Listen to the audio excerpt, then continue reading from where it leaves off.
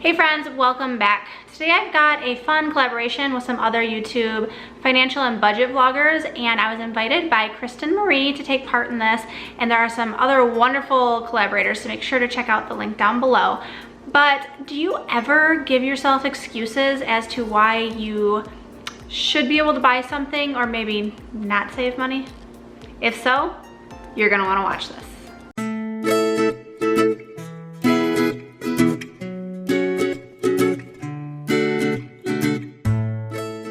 Alright, so first I would like to introduce the Halloween scene behind me because someone made a comment in a previous video that there was someone creepy staring over my shoulder.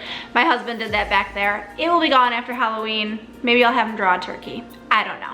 But today I'm going to share with you 7 ways that my husband and I have came up with that we justify to ourselves to not save money, or that it would be okay to buy something, kind of in the same boat.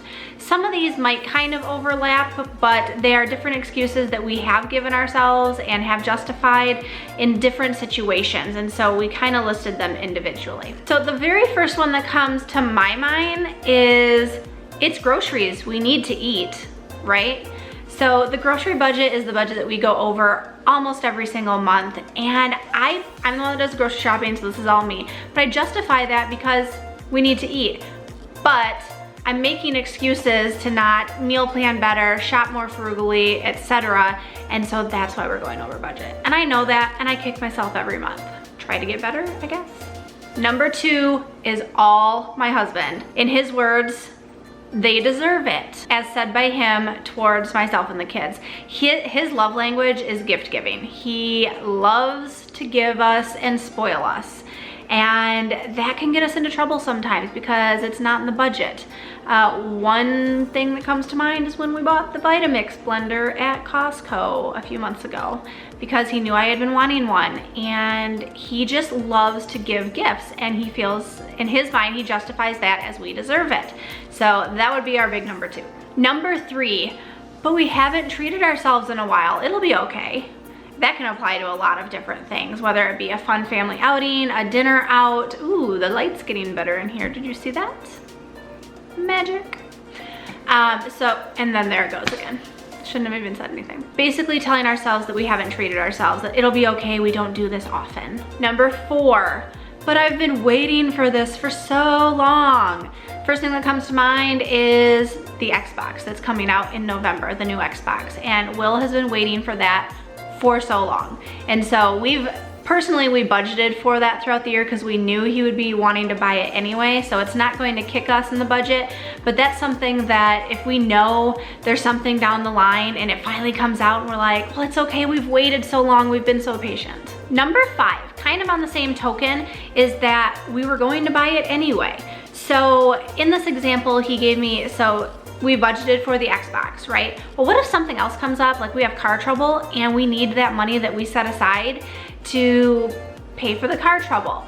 Well, then we don't have the money for the Xbox, but we had already budgeted for it anyway, so we might as well get it, even though the money is no longer there, which doesn't make sense in the grand scheme of things, but it's definitely an excuse that we would give ourselves. In that example, not real realistic for us because we do have a car fund and we have an emergency fund and we have savings, but that's just another thing that could pop up in certain occasions.